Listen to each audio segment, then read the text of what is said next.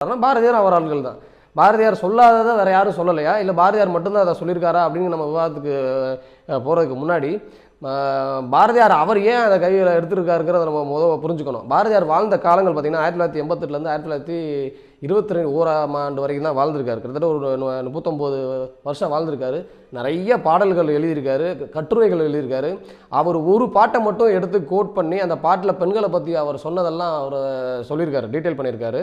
அந்த ஒரு பாட்டை மட்டும் வச்சு நம்ம பாரதியாரை எடை போட முடியாது. பாரதியாரை எடை போடுறதுக்கு நிறைய விஷயங்கள் இருக்குது. பாரதியாருடைய 1902 முதலான 6 வரையான காலங்களில் அவர் சுதேசமித்திரனில், சக்கரவர்த்தின்னு ஒரு பத்திரிகையில், மற்ற சஞ்சிகைகள்னு அவர் சொல்கிறதெல்லாம் எழுதுனெல்லாம் பார்த்திங்கன்னா பெண்களை ரொம்ப உயர்த்தி தான் எழுதியிருப்பார். ஆனால் பிற்காலத்தில் 1920க்கு அப்புறம் அவர் எப்படி இந்த இந்து இயக்கங்களோட தொடர்பு ஏற்பட்டு, திலகரோட தொடர்பு ஏற்பட்டு, அதுக்கப்புறம் அவர் மனமாற்றம் எப்படி அரைஞ்சார், பாண்டிச்சேரி வாழ்ந்த காலத்தில் அவருடைய எண்ணங்கள் எப்படி இருந்ததுன்னு அதெல்லாம் நம்ம வெளிக்காட்டினோம்னா இன்னும் மோசமாக பாரதியார் நம்ம சித்தரிக்க வேண்டி வரும். பட் அவரை அந்த அளவுக்கு சித்தரிக்க வேண்டிய நோக்கம் இந்த காணொலி கிடையாது. பாரதியாரை உயர்த்தி பிடிச்சிட்டு மற்ற எல்லாருமே தாழ்ந்தவர்கள்னு அவர் சொல்கிற போது தான் நமக்கு கோபமும் உண்மையிலே எரிச்சலும் வருது, ஒரு அருவருப்பும் வருது. பாரதியார் தன்னுடைய 39 வருட வாழ்க்கையில் நிறைய கவிதைகள் எழுதியிருக்காரு.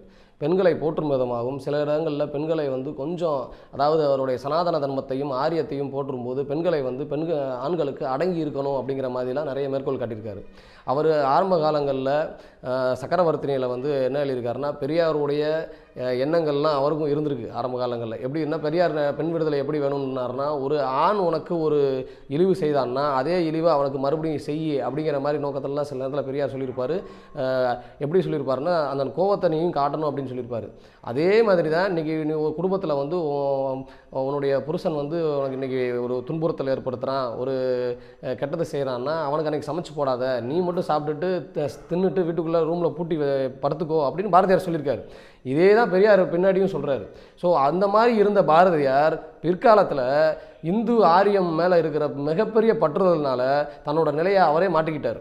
அது அவருடைய கட்டுரைகளிலே வெளிப்பட்டு வருது. நிறைய பேர் அவர் பாடல்களில் இருக்கிற பெண் விடுதலை, மாதர் தம்மை இழிவு செய்யும் மடமையை கொளுத்துவோம் அப்படிங்கிற டாப்பிக்கெல்லாம் எடுத்துகிட்டு பேசுவாங்க. அடுப்பூதும் பெண்களுக்கு படிப்பதற்கு என்னும் மனிதர்களை எல்லாம் நம்ம இழிவு செய்வோம், அவங்கெல்லாம் நம்ம எடுத்துக்க வேண்டாம் அப்படின்னு சொன்னால் கூட, அதே பாரதியார் பெண்கள் சாவித்திரி மாதிரி ஆணுக்கு அடங்கி நடக்கணும், ஆண்களை காப்பாற்ற தன் உயிரை கொடுத்தாலும் பரவாயில்ல, விபச்சாரி வீட்டுக்கு போன ஆணு அவங்க உஷ்ணநோயில் இருந்தாலும் பரவாயில்ல, அந்த கூடையில் சுமந்துட்டு போனாலும் பரவாயில்ல, அவருடைய குடும்ப தாம்பத்தியத்தை காப்பாற்றணும்லாம் எழுதியிருக்காரு பாரதியார். பாரதியார் செயல்பாட்டு அளவில் என்ன பண்ணுறாருங்கிறதா நம்மளோட கேள்வி. அவர் பாடல்கள் யார் வேணால் எழுதலாம்.